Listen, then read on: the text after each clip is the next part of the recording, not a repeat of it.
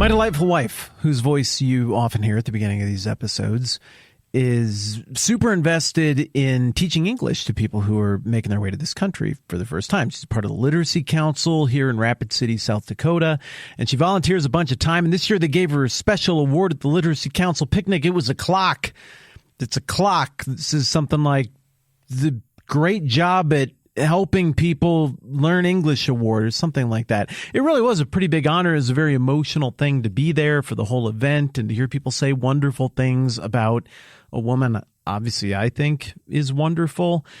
And one of the things that my wife does in the process of that is she does these conversation classes. And in the conversation classes, she takes a whole bunch of people from all over planet Earth, different ages and political views and socioeconomic status. People are here for different reasons. I mean, some of the people in these groups are here because they have unbelievable amounts of money and they've come here because of the incredible expertise that they have or their spouse has. There's a job opportunity here. Other people here are refugees from war-torn parts of the world. So there's all kinds of reasons that people would even show up at this class that they have called conversation class.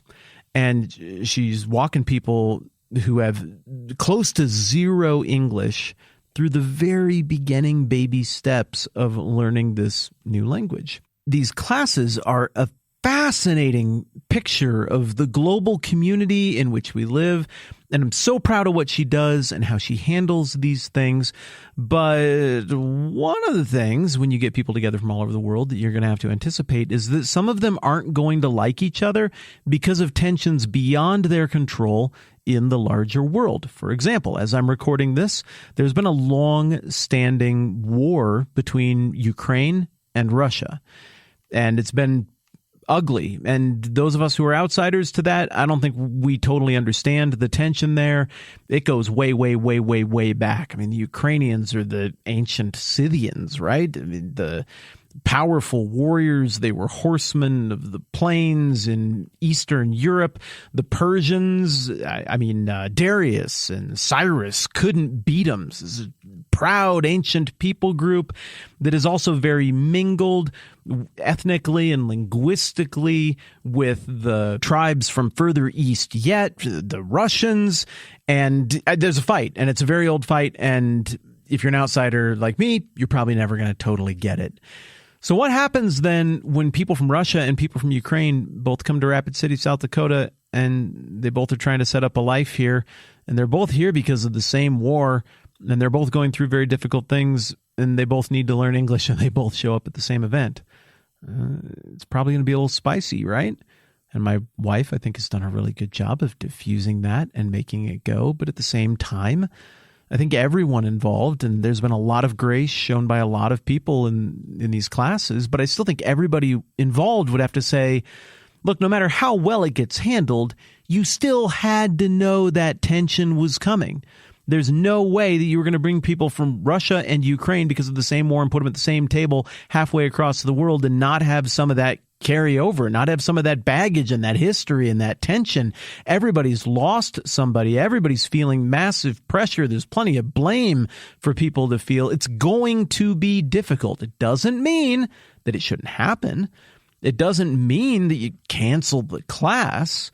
It doesn't mean that it's not going to be totally worth it. But come on, any realist is going to look at that and say, there will be tension.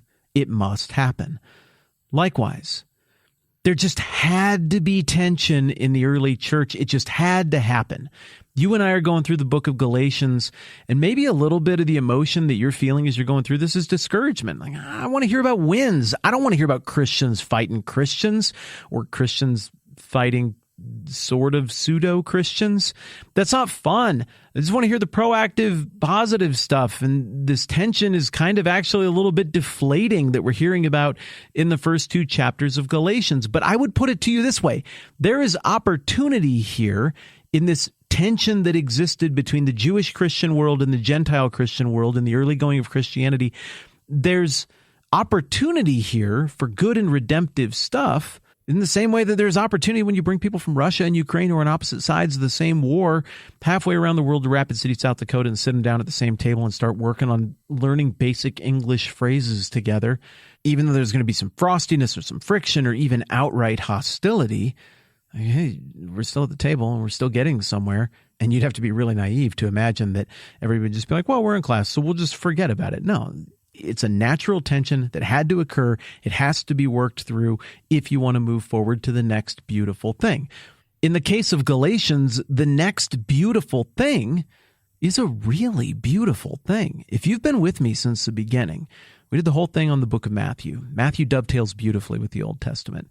Then we went through the whole Bible, one book per day in season 2 of this podcast, covering as quick as we could the whole big picture of the Old Testament. Why is it there? What is it doing? What are the tensions that it sets up? And what is the promise that carries over from the Old Testament to the New Testament? Well, what is that promise? It's a promise that there's going to be some new family of faith brought together by this great king who will reign forever on the throne of David and who will be the promised one of God, who's going to fulfill and complete all of the story and all of the law and all of the prophecies of the Old Testament. And this is going to be the centerpiece of God's redemptive plan, and it was always going to be for everybody. Also, if you went through that stuff with me, you knew that it was going to be hard. This wouldn't just be easy. There was a natural, obvious friction that was going to have to occur. After we got done with season 2, we did season 3 and 4, which kind of functioned together as a unit, where we covered Esther and Ezra and Nehemiah. And in those books, which represent the Persian age of the Old Testament, the very end of the narrative stuff, the story of the Old Testament, we see the Jewish people from a position of captivity and being a subject people group who had been owned by the Babylonians and now are being treated better by their new overlords, the Persians. We see them desperately trying to cling to, even recover their ancient identity, trying to hold to and clarify their bloodlines, trying to rebuild their destroyed ancient temple on the site of its rubble, trying to rebuild the soul and integrity of their people, trying to reconnect with the law and the prophets that made them who they were, and trying to finally line everything up almost through brute force to try to once and for all, one last attempt, realize the vision that God had for them as a people who would honor God and keep his commands, and who would be a nation of priests to the whole world, so that in some way, eventually, as God blessed his chosen people, as he promised Abraham, that they would then be a blessing to all the nations. And the closing prophets of the Old Testament even visualize the idea of this nation of priests getting their act together, then taking the kings of the world by the hand and leading them into the presence of God, and everybody acknowledging the one true God. I am the God of Abraham, Yahweh, for the God that he is.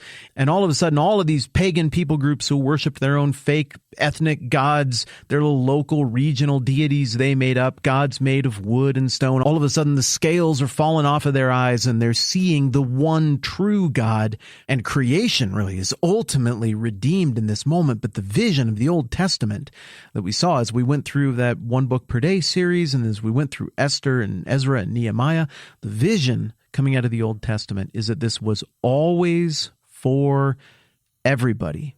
But again, if you happen to actually go through Ezra and Nehemiah and Esther with me, you could tell that there was just a lot of baggage. There's a lot of stuff happening, and this is not going to be easy. And sure enough, what do we find in Galatians? Tension right where it ought to be. Now let's go back to the conversation class thing with my wife. Let's say that I told you that my wife is just great, and she does a conversation class, and in that class, she's got people from East Asia and Latin America and all over Europe and Sub-Saharan Africa and the Muslim world.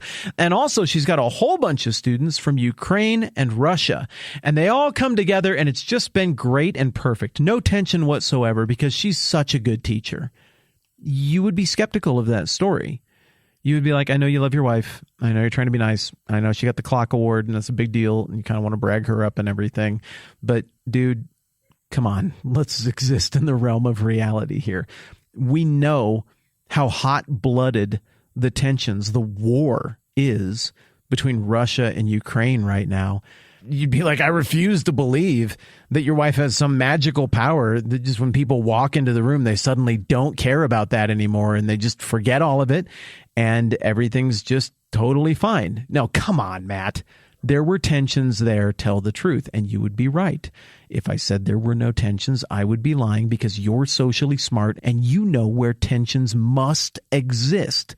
Likewise, if there was no acknowledgement in the New Testament of the very notion of there being one true God who is the God of all things and not just an ethnic God, but a God for everyone who transcends all social and cultural boundaries, if there was no tension described in the New Testament of what it was like when that message went out for the first time, you would rightly be like, okay, so the Bible is Pollyannish. It's dishonestly just trying to put lipstick on the situation to try to make Christianity look artificially good. No, this is one of those tensions that you anticipate. Of course there was going to be friction, and even more so because of how isolationist, how set apart, how different, how really culturally weird and off-putting the Jewish people were to literally everyone else around them. All of a sudden now, this is for everyone else. I mean, do you remember when the people from the hill country back in around Jerusalem came to Zerubbabel in 538 BC and were like, we're going to help you rebuild the temple? He's like, heck no, you're not. You have no part in this. You don't have the paperwork. You're not a part of it. Get out of here. And he was right. They were frauds. And then a couple generations later, Ezra did the exact same thing. Nehemiah did the exact same thing. No! You people aren't a part of this inheritance. You have no part in this. Get lost. And again, their judgment happened to be right on that as well.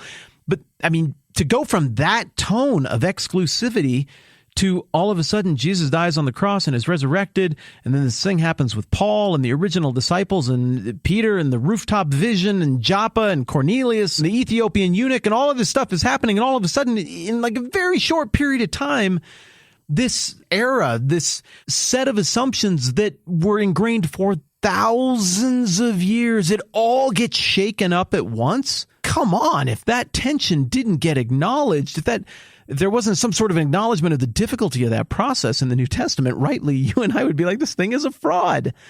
But instead, it did happen.